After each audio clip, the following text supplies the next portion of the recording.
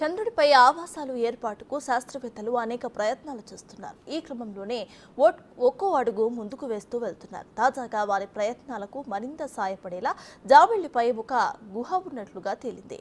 ఇలాంటివి అక్కడ వందల సంఖ్యలో ఉండవచ్చని శాస్త్రవేత్తలు భావిస్తున్నారు. ఇటాలియన్ నేతృత్వంలోని శాస్త్రవేత్తల బృందం చంద్రుడిపై ఒక గుహ ఉందని, దాని పరిమాణం పెద్దగానే ఉండవచ్చనడానికి ఆధారాలు ఉన్నాయని పేర్కొంది. అంతేకాదు, ఈ గుహ చందమామపై ఎక్కడ ఉందనే విషయాన్ని కూడా శాస్త్రవేత్తలు గుర్తించారు.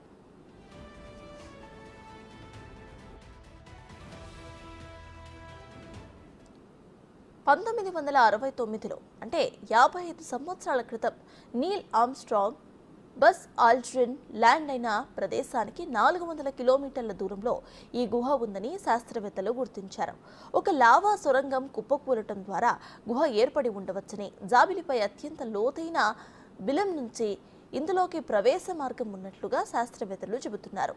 అమెరికా అంతరిక్ష సంస్థ నాసా ప్రయోగించిన లూనార్ రీకాన్సెన్స్ ఆర్బిటర్ అందించిన రాడార్ కొలతలను విశ్లేషించిన శాస్త్రవేత్తలు ఆ వివరాలను భూమి మీదున్న లావా సొరంగాలతో పోల్చి చూశారు. నేలమాళిగలోని ఒక గుహకు సంబంధించిన కొంత సమాచారాన్ని ఈ రాడార్ డేటా వెల్లడించిందని, ఆ కృతి వెడల్పు 130 అడుగులు, పొడవు 10 మీటర్లలో ఉండవచ్చని సైంటిస్టులు అంచనా వేస్తున్నారు.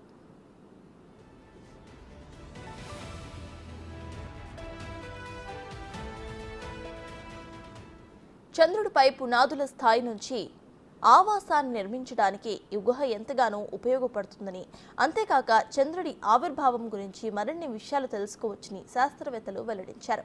ఇప్పటికే చంద్రుడిపై శాశ్వత మానవ నివాసాలను ఏర్పాటు చేయడానికి పలు దేశాలు పోటీ పడుతున్నాయి. అయితే చంద్రుడిపై రేడియో ధార్మికత, విపరీతమైన ఉష్ణోగ్రతలు, అంతరిక్ష వాతావరణం నుంచి వ్యోమగాములను రక్షించాల్సి ఉంటుంది.